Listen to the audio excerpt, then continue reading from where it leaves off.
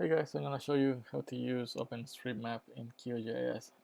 So for those that are not familiar with OpenStreetMaps, uh, OpenStreetMap is an open source that allows users to upload data into the map, and you can also edit it, which is great because then everyone has access to that data. So we can download the data in here in the website front, but sometimes when you do that and you try to upload it into a different program, it doesn't really work well. Thankfully, QGIS has developed a plugin that makes it a lot easier to um, collect data from OpenStreetMap. So I'm going to show you how to do that. So in QGIS, I already have a file here. What we need to do first is to download the plugin. So in order to do that, you go into Plugins, Manage and Install Plugins. In the search bar, type Quick OSM for OpenStreetMaps. And as you can see, I already have installed it, but in yours it should say install. Click on that, and then it's going to take about 2 or 3 minutes to install. Once that is done, you can close it. And here is the icon. Here's where you can find Quick OSM. So click on it, and your window is going to open, and it's going to ask you for keys and values, because that's the way that OpenStreetMap looks for data in on the map. So there's a lot of things that you can request. So if you go into Google and type OpenStreetMap Wiki, this is what's going to show. And then if you go into Map Features, here is where you can find the list of things that you can actually request from OpenStreetMap. So I'm just going to wait until this loads. Okay, so in here you have all the primary features.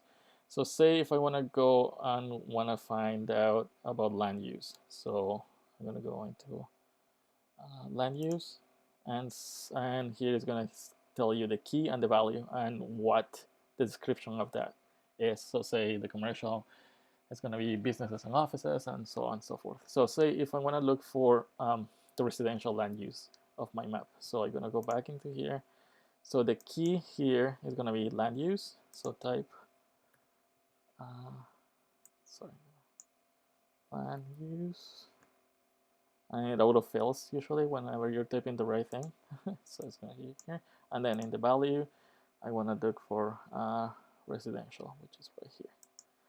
And then in here you can type Winnipeg, or you can actually, if I go back into my canvas, I can actually zoom in into a specific area. Say if I want to do,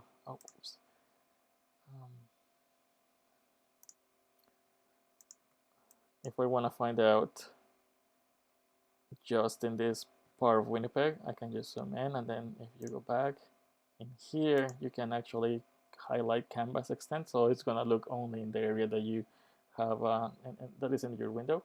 So I'm going to do that just to save time, and then click run query. So this might take, it depends, sometimes it takes longer, it depends on what kind of data you're requesting.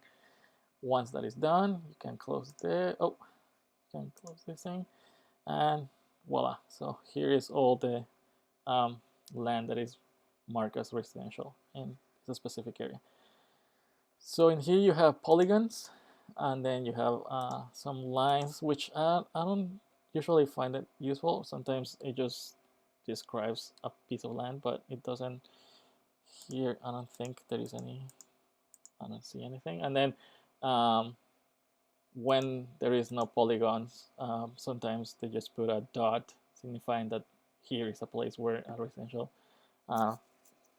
land is.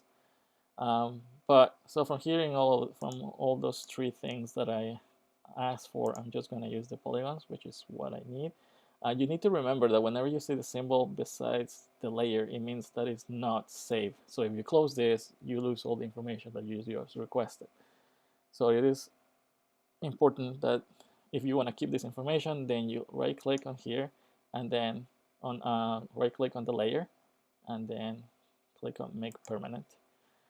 And then it's going to ask you what kind of format do you want to save as, and there is a lot of different type of data that you can save as, but if you want to keep using it in QGIS, it is important that you save it as a shapefile.